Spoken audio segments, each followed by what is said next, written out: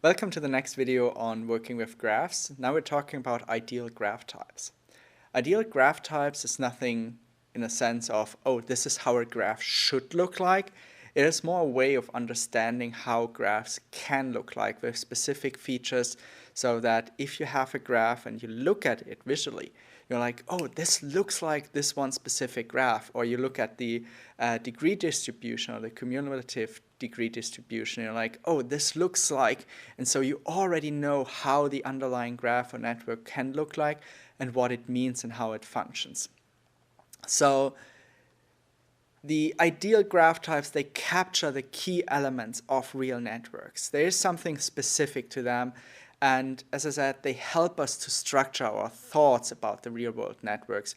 If we're like, oh, this is how a graph can look like, what does it mean for the connection between agents in the economy or in real life. And they are extremely easy to implement for exploring network structure effects on outcomes. So if you're like, oh, I want to model something specific, you're like, wait, the closest to that is this specific ideal graph type, and you just go with the ideal graph type because it maintains all the characteristics of a real-life network, but it's so much simpler to understand and to calculate and work with it. And this is a lot of words here, but so I show you some of those ideal graph types. There could be, for example, a complete graph. And a complete graph means that all nodes are fully connected to each other, which means that every agent has the same degree, and we have a density of 1. You see the degree distribution here. You have only one bar. Every agent has the same exact number of connections and is connected to everyone else. Something that also shows up in the cumulative distribution of the degrees. Everyone is connected to everyone, and no one is connected to no one. A star graph, here a little bit oddly squeezed between text and degree distribution, is actually like a kid in kindergarten draws a star. You have a central node which connects to all the other nodes, and all the other nodes are only connected to the central node. So everyone connects to the center point. It's a little bit like the Three Musketeers. You have one connected to all and all connected to only one. So you have this central node, which is really, really important, and that's something you also see in the degree distribution. You have one with a high degree and many with a low degree. You will see that also in hub and spoke models, where you have specific hubs that have a high degree of connections and a lot of other nodes that have a really, really low degree. A cycle graph is also one of those things that look exactly like the name telling you it should look like. Well, it's a graph. You interact only with your neighbors, and it's something in economics quite often interacting agents in general equilibrium theory are exactly thought and modeled like that. Not explicitly, but you only interact with specific agents. There's no reaching out happening here. And it's also something in game theory, you interact with only specific agents. And what this makes so specific as an ideal graph is, as I said, this only connecting with direct neighbors. You're not jumping into another village. There are no jumps. Such jumps you might have later on in small world, or you have in small world graphs. But before we go from this, oh, we just connect neighbors with each other, there's a core periphery graph that is really important. And here we have a central cluster of highly connected graphs. So you have a few agents that are interacting a lot, and sometimes they reach out to nodes that are not that close connected. And this core periphery graph is something we quite often see in real life. So for example, credit networks.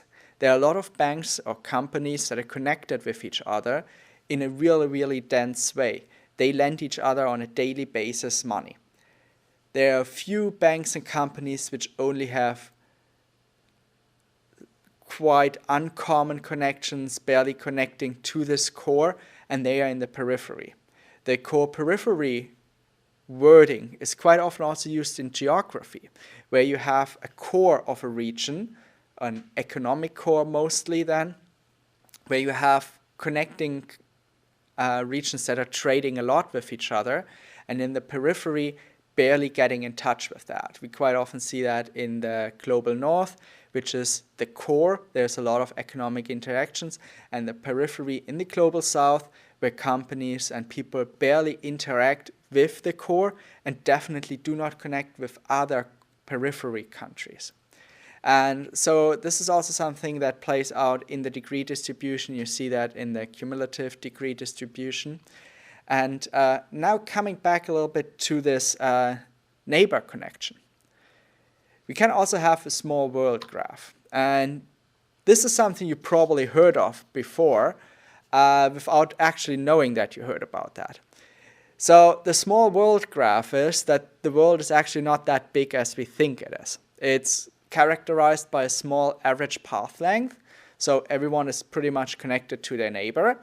And you have a few people that are connected further out. So this is the idea of Milgram's 6 degree of separation that you might have heard about. The idea of Milgram is that you can reach every person in the world by 6 connections.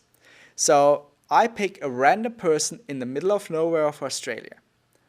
And the idea of Milgram is that if I want to send a letter to that person in Australia that I have no clue about except the name and I know where they live and I'm not allowed to send it to them directly, I can only send the letter or give it to a person that I actually know. So who am I giving that letter to? I give that letter to someone who goes to Australia or is from Australia and knows a person there. And they pass it on until it reaches the right city, and so on and so on. And I think the example of Milgram was like that he was at the West Coast in the US and wanted to pick a person in the Midwest who was a dentist. And so his idea was, oh, I give this letter to my dentist, who gives it to another dentist, and so on, because dentists know each other.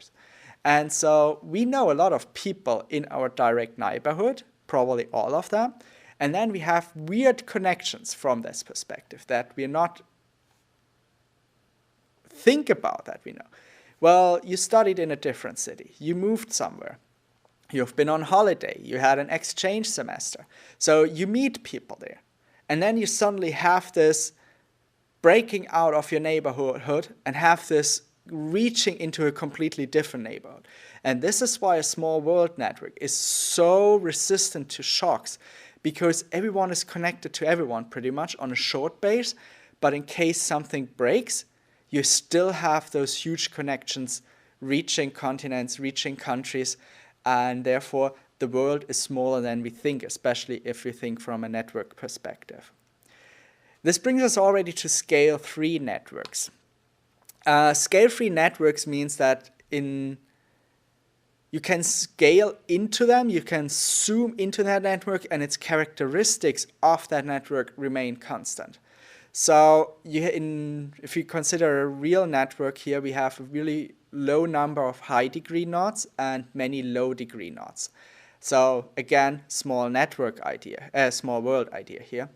And the degree distribution is extremely heavy-tailed. If you're familiar with the wording of a power law, this is what we actually see here in scale-free graphs.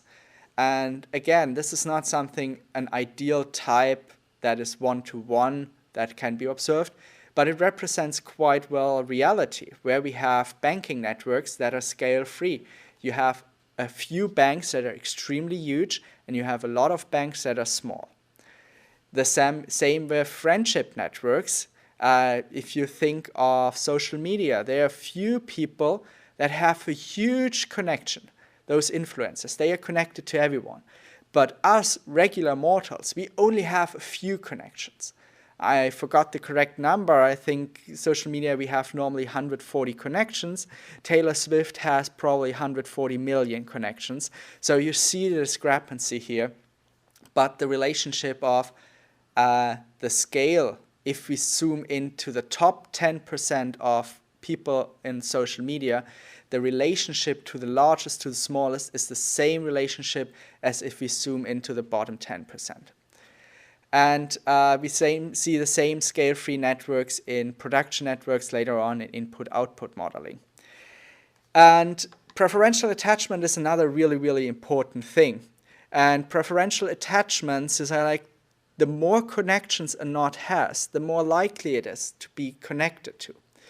And this is something that is exactly algorithm that creates those power laws, that power law distribution on knots.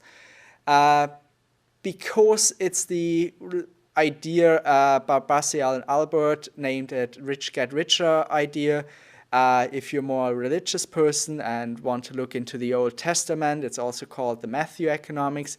Those who have shall be given. And here you have people or companies that have already huge connections.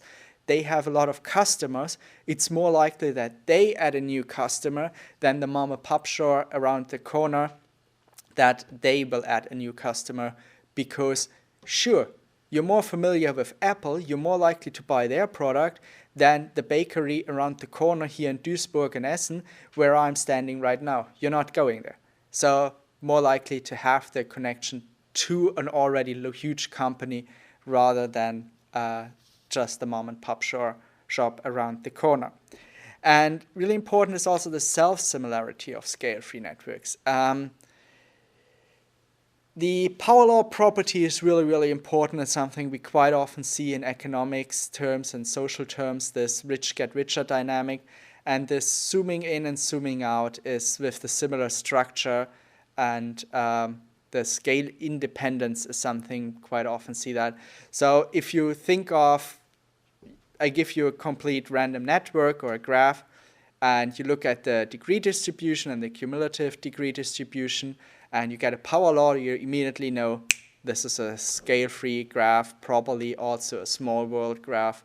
We can connect everyone with really few steps.